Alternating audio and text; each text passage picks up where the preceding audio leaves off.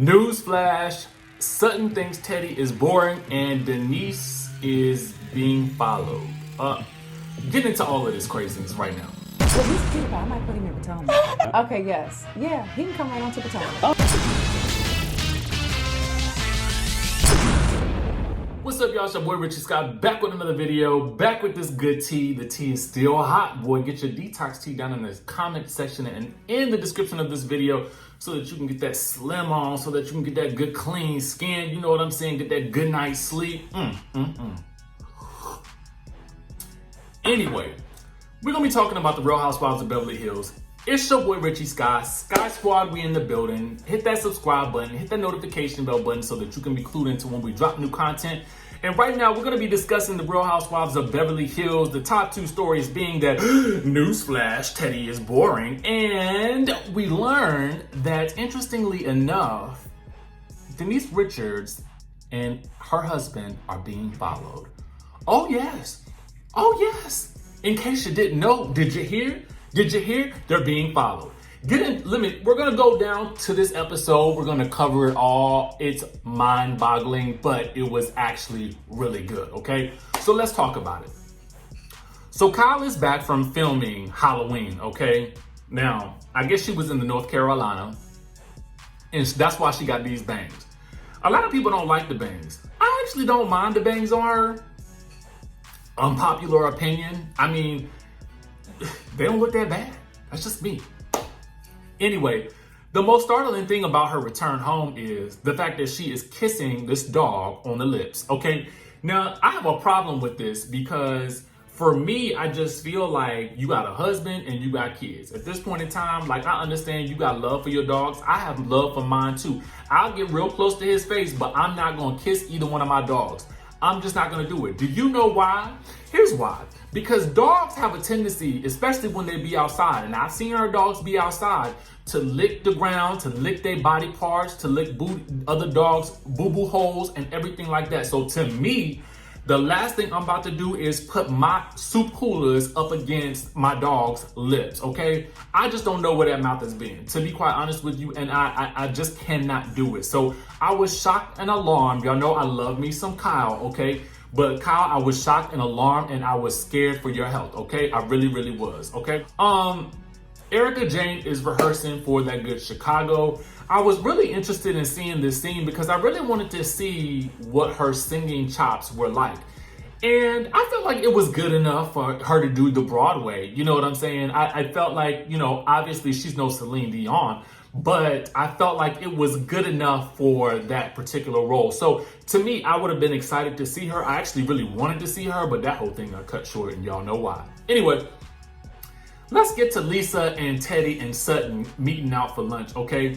So Lisa arrives first with Teddi, and basically they get into a discussion about Lisa's daughter Amelia leaving school because of, you know, anxiety and eating disorders and such like that. Now, I don't really know much about eating disorders, but I do know a lot about anxiety. And so if she felt like she needed to come home, I felt like she did the right thing. But apparently Teddi disagrees because she feels like when she wanted to leave LA, her parents made her stay in LA.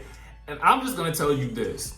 Now, I don't find nothing wrong with allowing your kid to come back home if they feel like going off to another state is not for them. The reason I say that is because she's coming back home to a very supportive environment. Not only that, but she's coming back home to Los Angeles. And what I will tell you is this. Now, if you grew up in LA, I feel like it's a completely different experience. If you just moved to LA, then that's a completely different experience as well. You know what I'm saying? So I feel like she's coming back home to the luxuries of being around people that she feels safe with. And for some reason, Teddi feels like she disagrees with Lisa's parenting, which I don't quite understand because none of your kids are that old yet. So you don't even have a space to talk about, you know, what Lisa should be doing with her kids. But that's just the beginning of my issues with Teddi in this episode, and we'll get to the rest of them later. Actually, right now, because Sutton has arrived, okay? And she is a little bit unnerved by the fact that she wanted to come to the event, but Teddi is telling people that she really doesn't care whether or not they come to the event or not, okay? To me, Sutton is a breath of fresh air for these ladies because I feel like they can't really take her.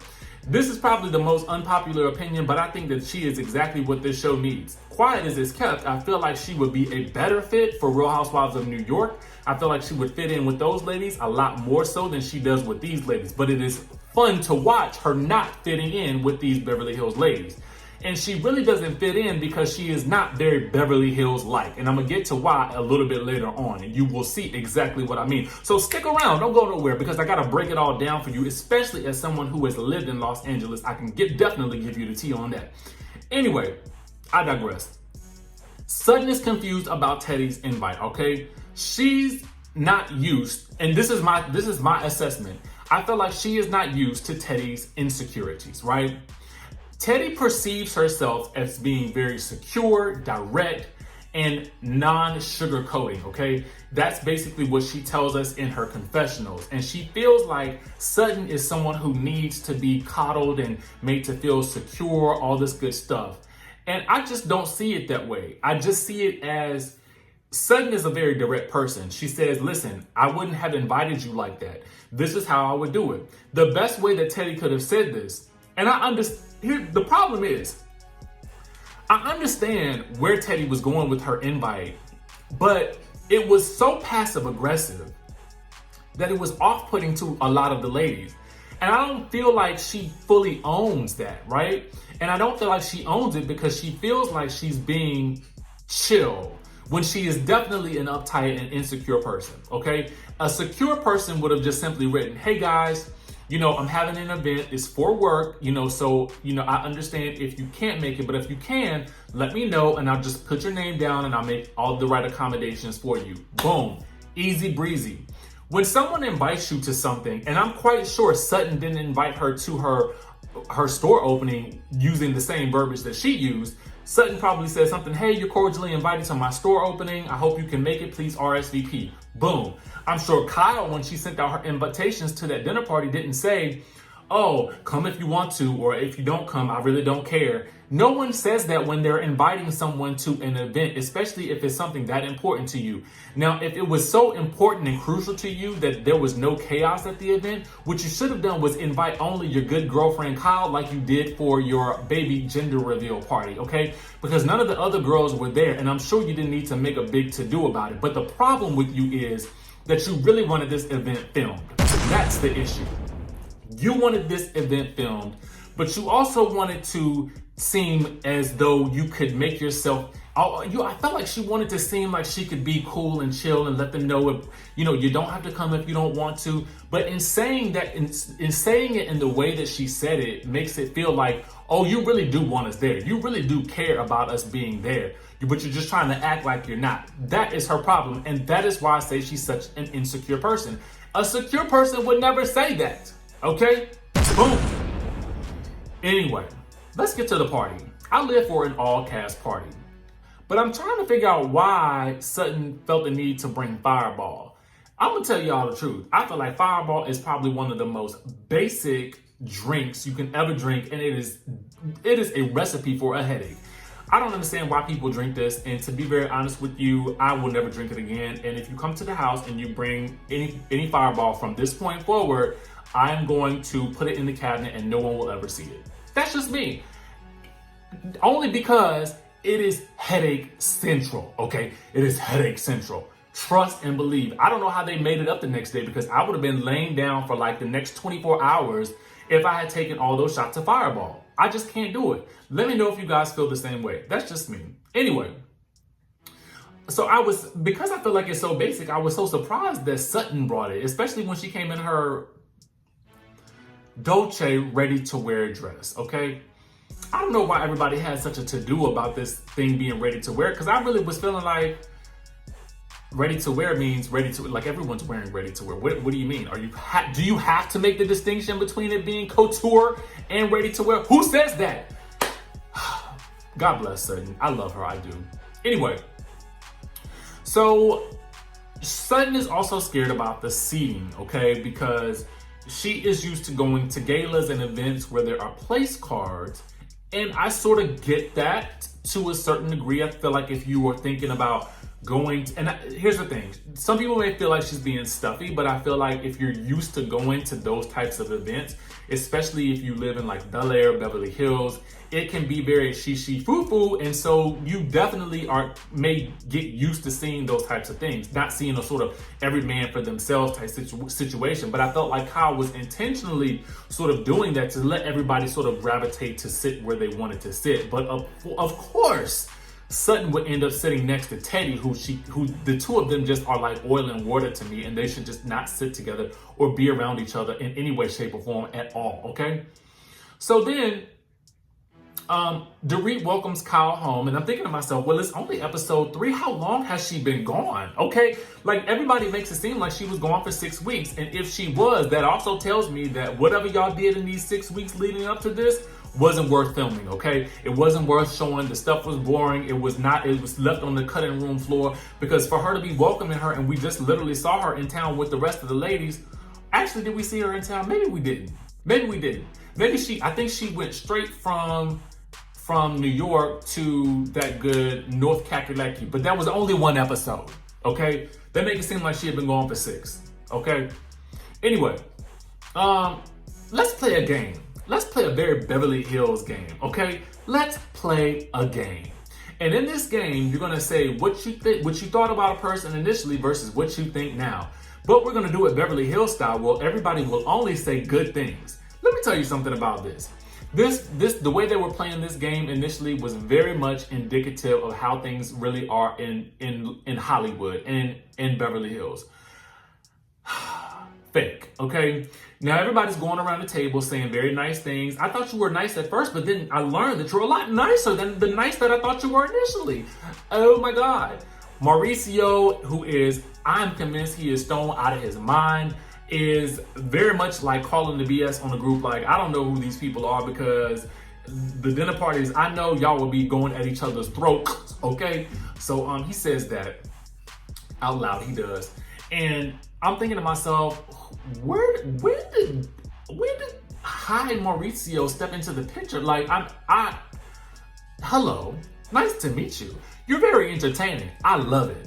But it's interesting to me that he's married to Kyle and she doesn't seem like the getting high person. I don't know. Does it make sense? They make a great couple, but it just doesn't seem to match. I don't know. Who knows? Maybe he just does it at parties. Anyway, so they begin to play this game. Everybody says, yeah, oh my God, I love you so much. And so then Sutton basically goes to Teddi, well, I thought that you were boring. And then everybody stops and they look and everybody's shocked. Because Sutton has basically told the truth, and she's told a very harsh truth. And Dorit comments in her confessional is like, surely this isn't the first time Teddi's ever heard this before. You know why? Because we have all been screaming it since she actually showed up on the screen on the show, okay? No, it's not the first time that she's heard it. That is the general consensus about Teddi's personality in general on this show, okay? On this show. Now, outside of the show, I'm sure she's a lovely lady. I'm sure she's a lovely lady. But for the show purposes, she's kind of boring. But given her recent outbursts and the way she's kind of attacking and treating Sutton at this point, she might be onto something this season. We'll just have to see what happens, okay? Anyway, so that whole situation with Sutton, basically, she does compliment her afterwards and tell her how much more interesting she is, but everybody else is shocked. I can't believe she said that. Oh my God. If that had been Real Housewives of New York, they would have been all arguing, okay? And it would have been fine. It would have been just fine, and they would have all had shots later like nothing ever happened. Boom. Anyway, Teddi turns this into a debate about her invitation. She does turn this into a debate. She's like, well, have I offended you? Well, just the other day, you came at me again. And so she gets all up in her feelings and gets riled up about how people expect a normal invitation from her and they don't want to go to her event. At the end of the day, just let it go. Kyle even tells her to let it go when they take her out into the hallway. Meanwhile, while she's having this breakdown, her husband Edwin is literally just eating his food completely unbothered. He doesn't even bother to be bothered until she gets up and runs into the kitchen with Kyle. Telling, okay? Dorit comments that only a person who is incapable of being chill can mouth the words, I'm trying to be chill. Because Teddi, as she's running out, screams, everyone makes it up that I'm so uptight and I'm trying to be chill, but just keep going. I'm like, girl, shut up. Anyway, Sutton apologizes, but Teddi gets passive aggressive again by saying that this is the third night in a row that it's happened, but Sutton is like, but you brought it up. I don't understand. And then Teddy's like, okay, let's just let it go. Let's just let it go. Like, girl, make up your mind. Okay, I have no time for her. I have no time for her today. I would have just switched seats. But let's get to the most interesting part of the night. And not boring Teddi. When Kyle asks Aaron, Denise's husband, what he does for a living, I was thinking, what the heck are you talking about? What are you talking about? Apparently there's this whole situation that he deals with fusion energy and I guess healing and science and medicine. And honestly, I don't know. I really don't know. I was asking myself, did he have whatever Mauricio had? Because I could not tell where he was trying to get at. In some ways I understood it, but in some ways I didn't. But then he lets out that they're being followed, okay? Him and Denise are being followed. And I couldn't wrap my brain around, in my mind, I was thinking to myself like, well, of course you're being followed. There's a camera crew following you at all times. So even if you are in the type of field where big pharma, okay, is gonna be eyeing the work that you're doing because they don't want you to be successful because they want to keep people sick. Now, this is conspiracy theory talk that I'm talking right now, and that's precisely what he was doing on last night's episode, okay? Now, I'm thinking to myself, if these people are following you, the last thing that you probably want to be doing is actually featuring yourself on a reality television show, okay? Bottom line. I don't know why this should be a no-brainer. If you're going to be doing this type of work and talking about it on television, you probably don't want to be on television. Okay? End of story. The ladies end the night awkwardly. Denise just basically has to rush them up out of there. They have a little back and forth as well. Everybody takes shots of Fireball. They get lit. Teddi leaves and then they get lit. Okay? Let me just put it like that because she's boring. So from that point, Sutton has a change of heart. She ain't going to Teddi's event. Kyle is convincing her to go. Meanwhile, Erica is having a conversation with Teddi, asking her if she wants Sutton at her event, and Teddi says no. This is about to be a complete cluster F, okay? And I'm totally here for it. But I'll be glad when this event is over because I'm honestly tired of them talking about it. Make sure you guys hit the subscribe button down below, hit that notification bell button, let me know what you thought about this episode, and I will see you in the next video.